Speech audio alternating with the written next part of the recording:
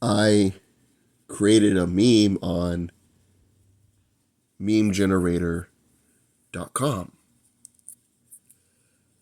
I said everyone is a narcissist and toxic besides me. And I typed those words and I added it where a guy's looking in the mirror at himself. Although it's hyperbole, it's nonetheless emblematic of the way people think in society today. If you've ever started talking to a female, trying to get with her, trying to get to know her, chances are, in most cases, 2 out of 3 times, if you're going to do a fraction, she claims that her ex was a narcissist. Now, here's a couple of questions that I always ask when they say that. They say that so many damn times, I automatically have frequently asked questions. You know, the FAQ questions. It happens so often that you have questions you can ask. Number one, has he ever been diagnosed by a healthcare professional? I could say that I have OCD just because I like my room tidy. But unless I'm diagnosed by a healthcare professional, it doesn't mean a crock of shit. Just because you read things on WebMD, or just because you read stuff on Google doesn't mean that you're a healthcare professional, doesn't mean you have the background. In fact, when Barry Goldwater was running for president in 1964, there was a commercial created by the Johnson campaign, Lyndon Baines Johnson, the incumbent president at the time. In the video, it showed a little girl picking daisies, and it looked like nuclear war was going to happen because Barry Goldwater was cuckoo for Cocoa Puffs, according to the ad, which is very persuasive. It only ran once, and Barry threatened to sue the Johnson campaign. Ever since then, and this is going somewhere, there was a rule called the Goldwater Rule in 1973, which meant unless a public figure, a candidate running for office, has been evaluated by a healthcare professional, they're not going to claim anything about their mental health. So if healthcare professionals are even going to be so stringent on how they claim somebody is a narcissist or somebody is this or that, what gives you the right to claim somebody was a narcissist unless they had an evaluation from a healthcare professional? Number two, why in the hell would you date somebody for a long period of time who was a narcissist? Number three, why did you stay with them for so long? Now, if you have kids with a narcissist and you claim that as an excuse, one girl I was talking to has a daughter. My question is, why in the hell would you have unprotected sex with a narcissist? Why would you reproduce with a narcissist? It takes two to tango. All these single mothers want to play victim of, oh, woe is me. But my main question is, why in the world would you choose to spread your seed with that?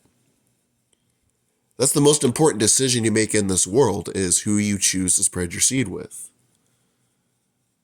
Do narcissists exist? Absolutely, they do. But it's not a very common disorder, according to the American Psychiatric Association. But according to a lot of women these days, everyone's a narcissist besides them. How narcissistic is that to say everyone's a narcissist besides me? Think about that. That's a oxymoronic statement on itself. But secondly, something else that's said a lot is toxic. Think about toxic waste. Remember a couple of years ago, I was watching this documentary about DuPont, the chemical company. DuPont would have toxic waste in their plants and they would dump it into drinking water. In that particular area, it was a company town. They used to have those a lot. In that particular area, a lot of people would grow up with birth defects because DuPont would dump the toxic waste in the drinking water, which infiltrated the drinking systems. The thing about that is toxic means it totally destroys you. I think a lot of people don't understand that some people are just assholes. They're not a narcissist, they're not toxic, they're just assholes is all they are. There's a lot of assholes out there. I, myself, am a member of the Asshole Club monthly, and I choose to be an asshole on some occasions, like we all do. Toxic means they literally destroy anything they touch, any person they touch. And yeah, there are toxic people out there.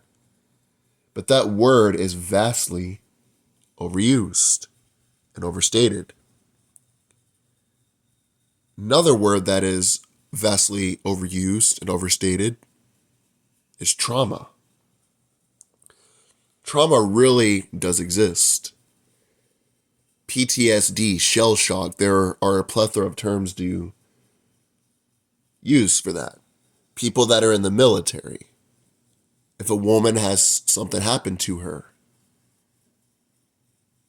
There are also people with PTSD from experiences, bad childhoods. But a lot of people, they grow up in a normal family. Their parents aren't abusive, and they claim that they have trauma. Like, for instance, okay, I make no secrets about it. I'm not religious myself. That's another story for another day. But there's different types of religious people. Like my family, they're religious, but they're pretty normal. They still watch the game. They still have a beer once in a while. They still live a normal life. They're not those cuckoo for Cocoa Puffs people that wear the long dresses and don't listen to music or don't watch TV. They're normal people, just regular American citizens. I've had family members claim to me that since they're no longer religious, that they suffer from religious trauma. And I'm thinking, I would fucking love to see you view somebody who actually suffers from trauma. Somebody who's been in the military, a woman that has had horrible things happen to her. Legitimate traumatic experiences. And then they have trauma. And I thought they were joking at first because I joked around and I said, yeah, every night I start shaking in my bed due to religious trauma, but they were fucking serious. I thought it was really weird. Don't misunderstand me. There are narcissists that exist. It's a very, very small percent of the population. But unless you've been diagnosed by a healthcare professional, I'm not going to call you a narcissist. Yes, toxic people do exist. But just because someone's an asshole doesn't mean they're toxic. Doesn't mean they're trying to destroy or will destroy you and anybody that goes around them. That's what toxic is. It's toxic waste in a river that's going to destroy anything it touches. And number 3, trauma does exist. But just because you don't agree with your parents and all these people, I used to grow up as a church Republican, and now that I've went to college and I've took a bunch of Marxist classes, I'm not like that anymore. I have trauma. Again, you can grow up and disagree with your parents. That's one thing. But if you've always had food on the table, if you've always had a roof over your head, I don't want to hear you say fucking shit about trauma. You can go fuck yourself. Now, if you served in the military, if you've had an abusive relationship, that's one thing. But those are the things that are overused in today's society. All these liberal trendies want to say they have a mental disorder, and all these women that have shitty judgment and they pick horrible partners, they want to claim that their partner was a narcissist. And one thing about me is I'm all about hearing both sides of the story. If you only hear one side of the story from that person, and every single thing you know about their ex is characterized by them, that's a red flag. That's a red flag. Especially if in the very beginning, that person's criticizing their ex constantly. Now, I understand if you start talking seriously, you go on dates, you start falling for that person, then they want to talk about their ex. I understand all that. But if somebody in the very beginning starts talking about how they dated a narcissist, ask them those questions.